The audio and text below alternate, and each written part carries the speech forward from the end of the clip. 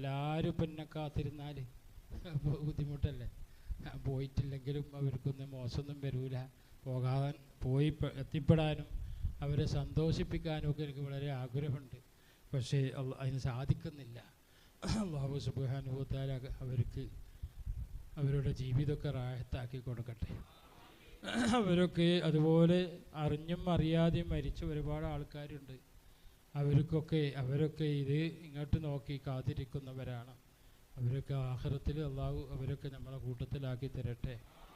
അവർക്കൊന്നും യാതൊരു ബുദ്ധിമുട്ടും വരില്ല. മൗലാൻ്റെ കുട്ടികൾ ആര് മരിച്ചാലും അവരൊക്കെ മരിച്ചത് റാഹത്തിലാണ്, സന്തോഷത്തിലാണ്. അവർക്കൊക്കെ ജീവിതത്തിലുള്ളതിനേക്കാളും റാഹത്തെ ഖബറിലുണ്ടാവും എന്ന് അള്ളാഹുവിൻ്റെ മലായിക്കത്തീങ്ങൾ സ്വർഗത്തോപ്പാക്കി കൊടുക്കുന്ന കൂട്ടത്തിൽപ്പെട്ടവരാണ്.